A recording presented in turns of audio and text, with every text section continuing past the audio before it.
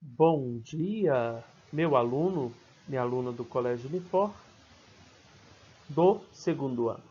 Então, hoje nós daremos continuidade ao capítulo 6. E no capítulo 6 nós estamos trabalhando a filosofia da linguagem, né? Nós já trabalhamos dois grandes filósofos, né? Que é o Frege e o Russell. E agora então nós vamos para o filósofo mais conhecido da filosofia da linguagem e o último filósofo, né? O filósofo nascido em Viena, que era um austríaco então, conhecido como o filósofo, né? O filósofo dos jogos de linguagem. Quando a gente fala em jogos de linguagem, né? A gente vai entender lá no finalzinho da sua apostila e lá no finalzinho desse vídeo. O que ele está querendo dizer com jogos de linguagem, né? Nós temos que lembrar que a filosofia da linguagem ela está aqui presente ainda, tem muitos filósofos ainda que discutem, né, essa temática da linguagem, mas muitos ainda querem colocar uma estrutura lógica para a linguagem. E foi o que o Wittgenstein fez no seu primeiro momento, né? Então, esse filósofo aí que nós estamos vendo o seu rostinho é chamado o filósofo da linguagem, o filósofo dos jogos da linguagem. Então, é com prazer que eu apresento ele para vocês. O nome dele é Ludwig Wittgenstein. Ludwig Wittgenstein. Tá? O nome dele é um pouquinho complicado, né? Na verdade é Ludwig Joseph Johann Wittgenstein. Né? Então, o Wittgenstein, ele é um filósofo austríaco, né? E ele é um continuador da filosofia de Russell, né? Ele é influenciado por Russell, né? E aí, quando a gente pega ali na apostila da página 51, você percebe que está falando a primeira fase e a segunda fase. Ué, então, como assim? Nós tivemos um Wittgenstein que estrutura a sua filosofia numa primeira parte, né? E essa primeira parte ele queria, então, reformular, não, na realidade ele queria, através da influência que ele teve de Russell, então entender o que? Entender a lógica da linguagem, entender, compreender, dessecar, né? Como se estivesse um laboratório de secar os problemas, né, da linguagem.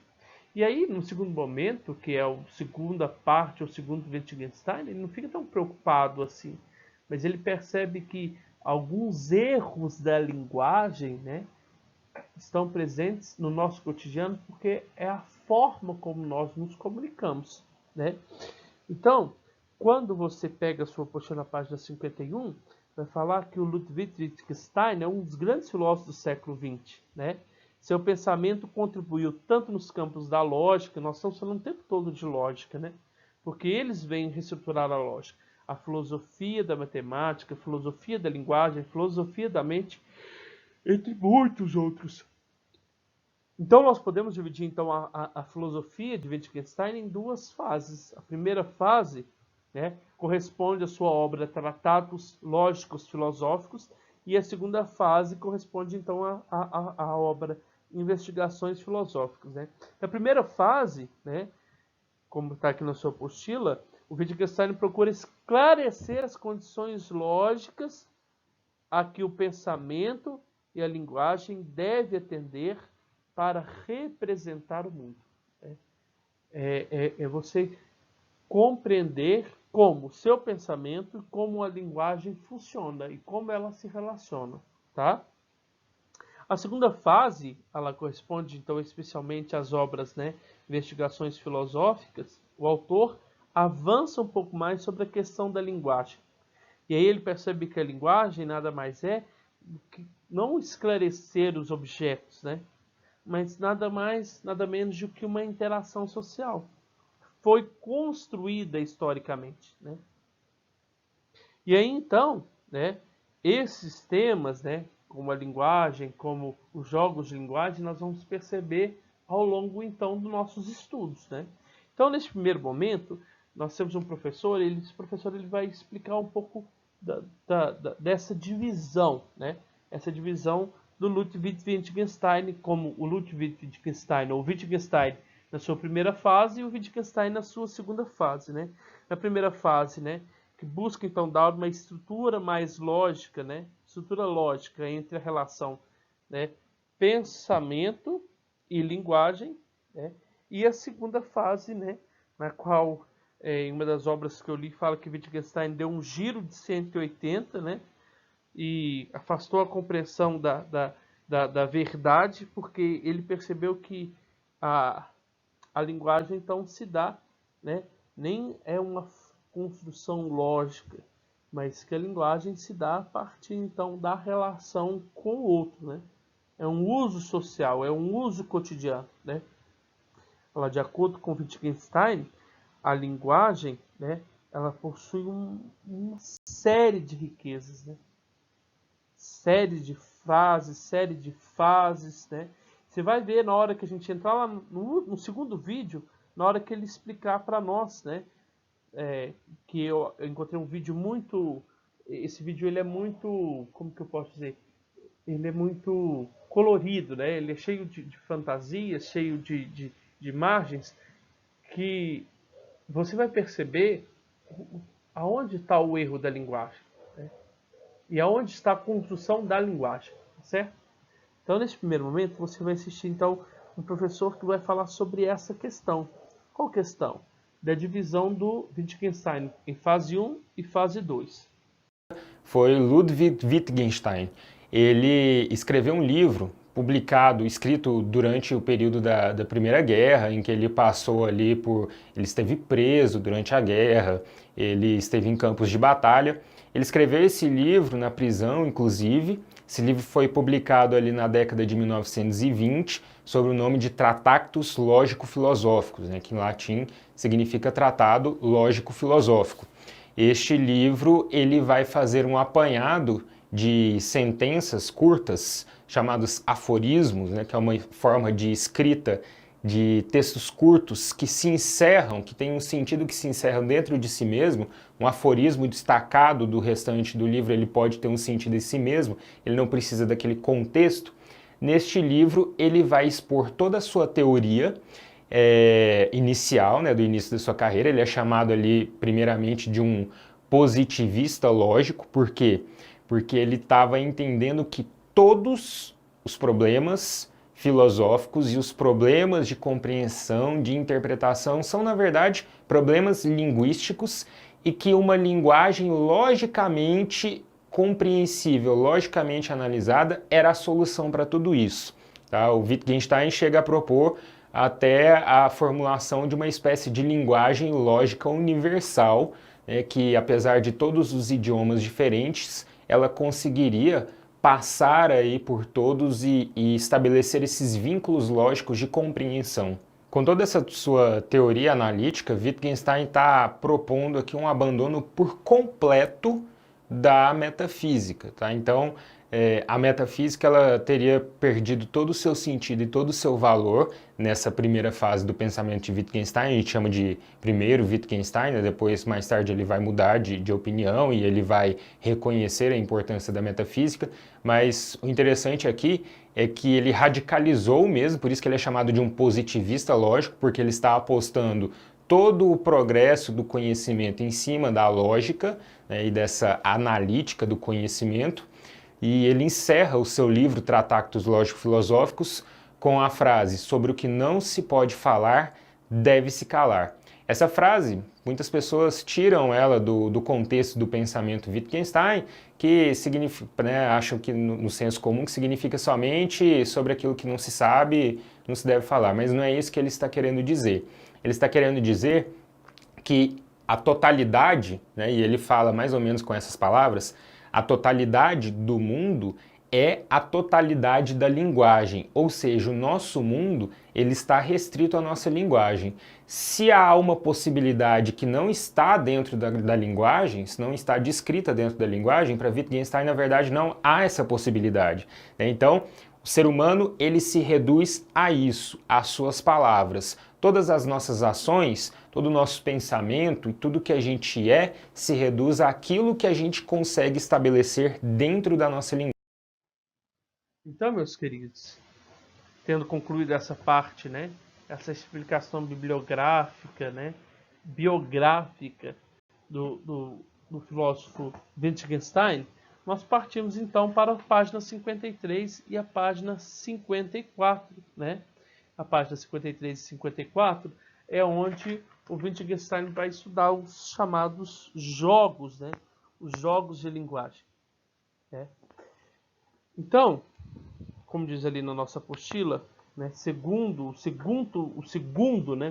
Wittgenstein afirmava que a linguagem funciona em seus usos. Por isso, não era importante indagar sobre os significados das palavras, mas sim sobre as suas funções práticas, que são múltiplas e variadas.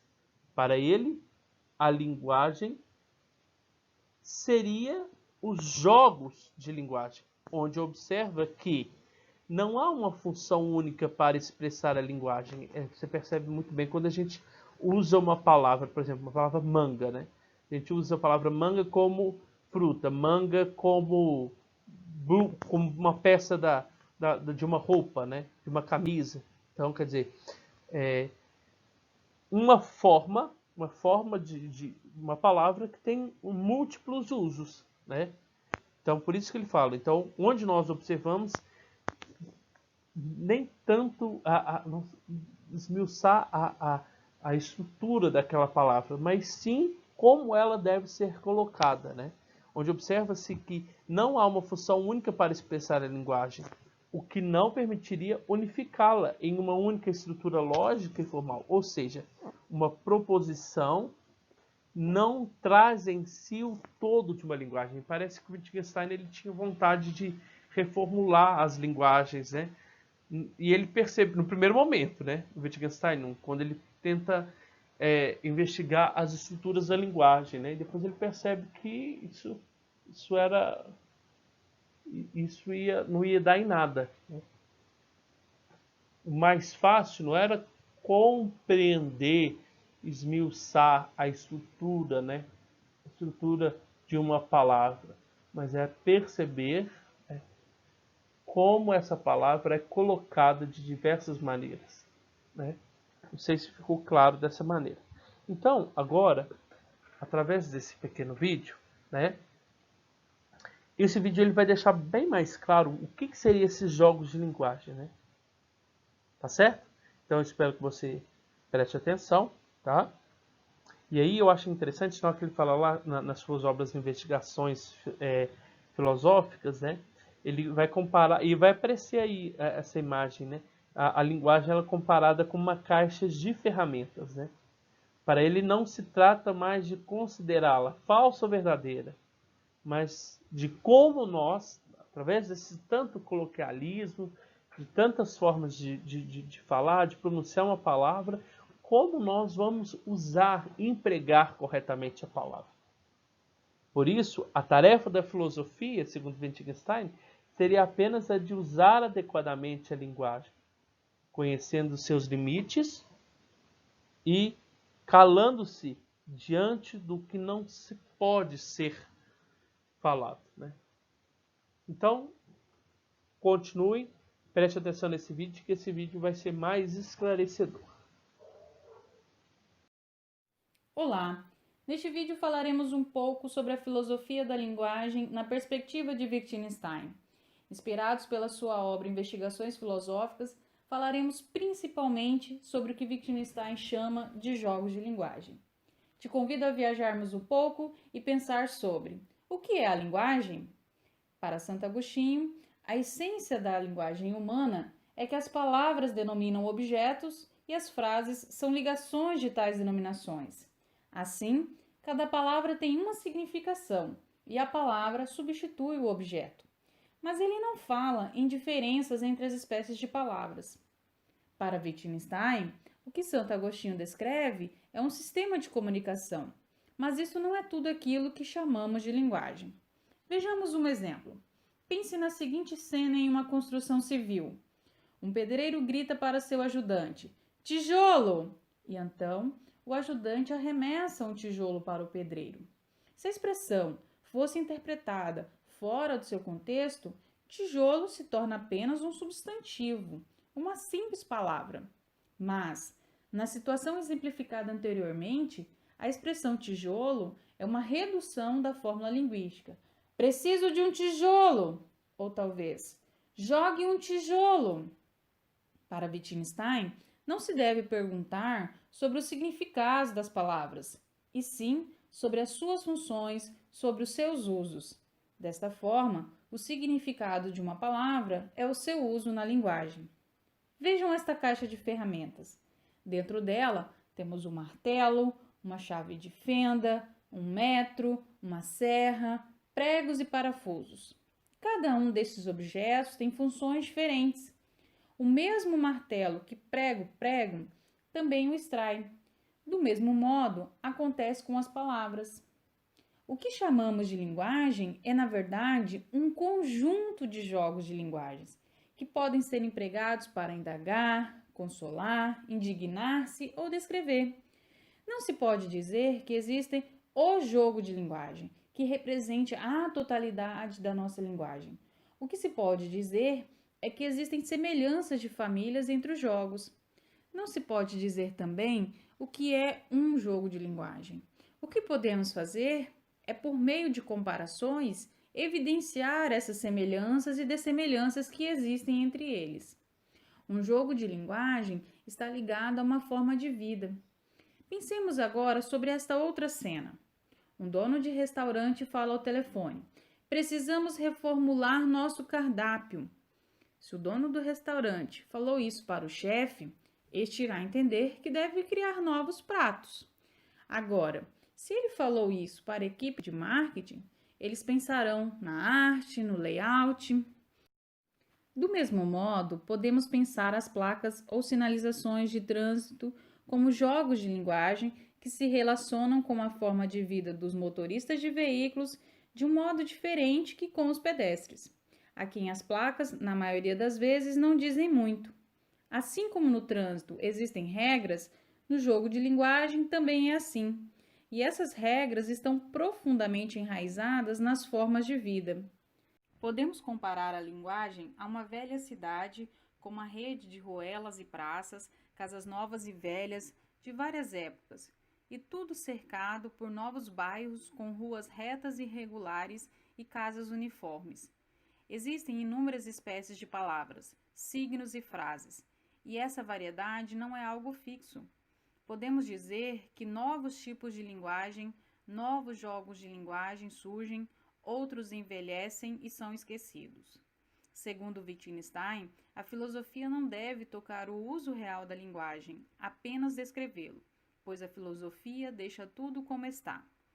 Nesse vídeo, tentamos falar um pouco sobre filosofia, explicitando alguns entendimentos da filosofia da linguagem para Wittgenstein e o que ele denomina de jogos de linguagem. Para isso, trouxemos algumas elucidações desse modo de pensar a linguagem, uma vez que uma mesma frase é entendida de formas diversas, pois as formas de vida são diferentes e, consequentemente, participam de jogos de linguagem diferentes. Desta forma, para Wittgenstein, representar uma linguagem equivale a representar uma forma de vida.